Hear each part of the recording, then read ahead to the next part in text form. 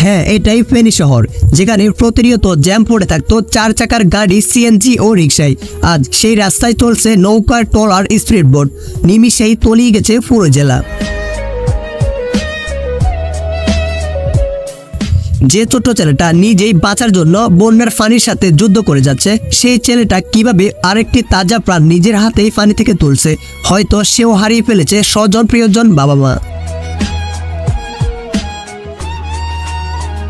আসসালামু আলাইকুম, কেমন আছেন সবাই? আমি আপনি ভালো থাকলেও বর্তমানে বাংলাদেশের নামি দামি কিছু জেলার ভয়াবহ এই বন্যার পরিস্থিতিতে ভালো নেই তারা। কারণ যেভাবে মানুষ বন্যার কবলে পড়ে প্রিয়জন, আত্মীয় স্বজন, ভাই বোন, মা বাবা হারাচ্ছেন, তা দেখে কেউ আর ভালো থাকতে পারে না। এই করুণ অবস্থায় হয়তো আমিও থাকতে পারতাম, না হয় আপনিও।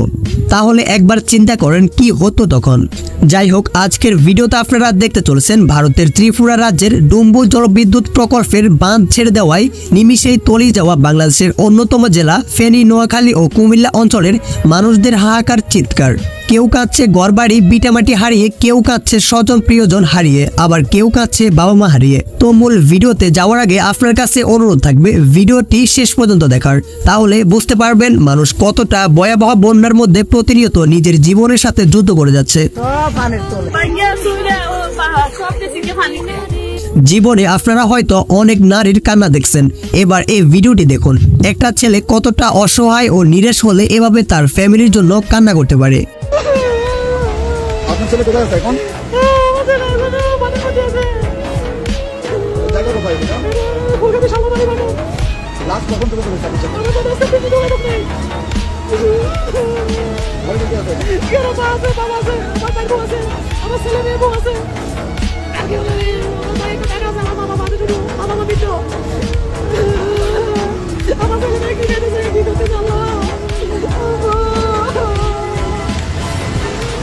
এরপর প্রবাসী এই ভাইটির হাহাকার ও চিৎকার দেখুন।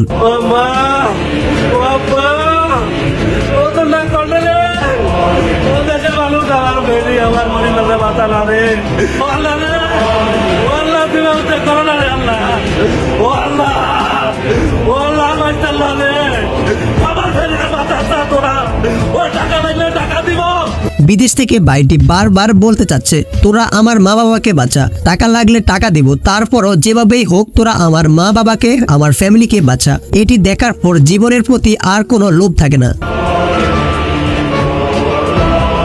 আমি আসছিলাম স্রোতের পাশে, তখন কলা গাছ আমাকে উল্টে এইভাবে চাপায় ধরছে। চাপায় ধরার পরে আমি উঠছি, উঠে যখন দেখতেছি বাবা চলে যেতে জোরে, আপনার কলা গাছের উপর টপকে যায়, বাবাকে হাতটা ধরছি।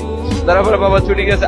বাবা হাত থেকে ছুটে যাওয়ার পর আবার বাবাকে ধরি। এরপর যখন আবার ছুটে যায় তখন আবার বাবাকে ধরার চেষ্টা করি, কিন্তু বাবাকে আর ব্যালেন্স করে ধরে রাখতে পারলাম না। কলা গাছ সহ বাবা পানির স্রোতে তলিয়ে গেছে। এরপর আমি একটা গাছ ধরি। হায় রে জীবন, আমি আপনি কতই না শান্তিতে আছি। আল্লাহ সবাইকে রক্ষা করুক। শেষ পর্যন্ত যখন পানির নিচে ডুবে গেছে তখন আর বাবার হাতটা ধরে রাখতে পারি নাই আমি।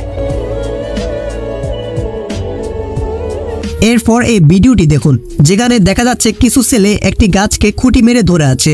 এই গাছটি যেন তাদের জীবনের বেঁচে থাকার শেষ সম্বল।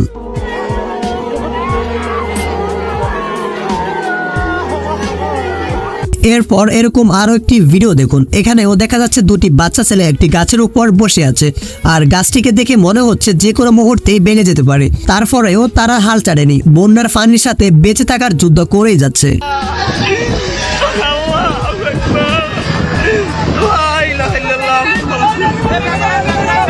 এরপর দেখুন মানুষের জীবন কতটা তুচ্ছ, কতটা অসহায় মানুষ, কোন পরিস্থিতিতে রয়েছে এরা।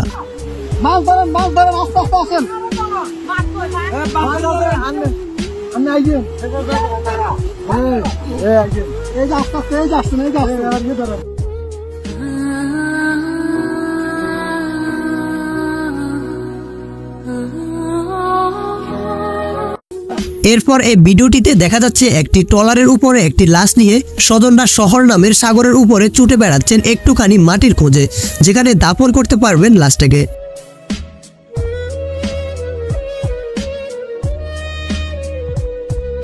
মানে ফেনী জেলার পরিস্থিতি এমন ভয়াবহ অবস্থা হয়েছে, মসজিদের মাইকেও বলে দেওয়া হচ্ছে আপনারা একে অপরকে ক্ষমা করে দিন। তাহলে বুঝতে তো পাচ্ছেন কি চলছে ফেনীতে। সবাই সবাইকে আল্লাহর মাফ করে দিবেন। আর আল্লাহর এই গজবের জন্য সবাই দোয়া করবেন, আল্লাহ তোমার সবাইকে রক্ষা করেন। এরপর এই ভিডিওটি দেখুন, যেখানে দেখা যাচ্ছে কলা গাছের বেরুয়া বানিয়ে একটি মৃত মানুষকে রাখা হয়েছে।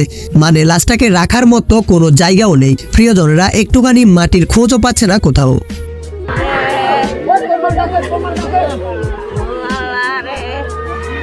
এরপর এই ভিডিওটি দেখুন, যেখানে দেখা যাচ্ছে এই বাচ্চাগুলো একটি জায়গায় দাঁড়িয়ে মুনাজাতে আল্লাহর কাছে প্রার্থনা করে কাঁদতেছে।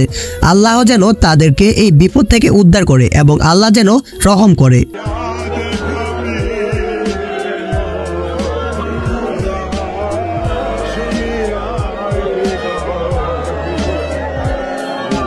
এখানে নৌকা নিয়ে যাওয়া এই ভাইগুলো এই বাচ্চাটিকে পায়। পানি থেকে উঠানোর পর দেখে বাচ্চাটা মনে হয় যেন এখনো বেঁচে আছে।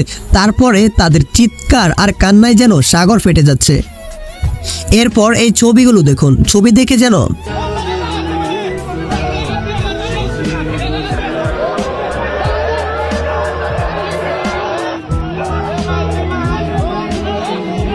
এরপর এই ছবিগুলো দেখুন, ছবি যেন কথা বলে।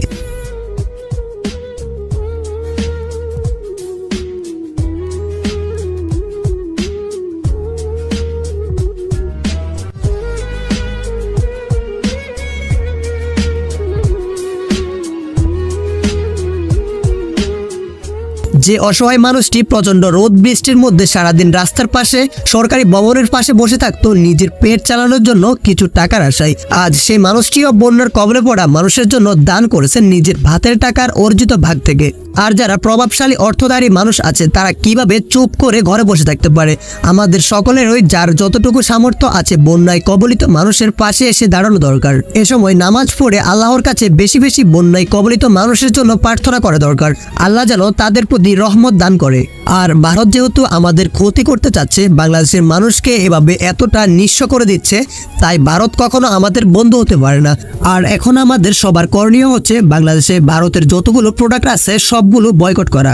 অন্তত 1 মাসের জন্য হইলো যদি ন্যূনতম লজ্জা আমাদের থাকে, যদি আসলেই আমরা কিছু একটা চাই করতে, ইন্ডিয়ান প্রত্যেকটা প্রোডাক্ট কিনা বন্ধ করতে হবে।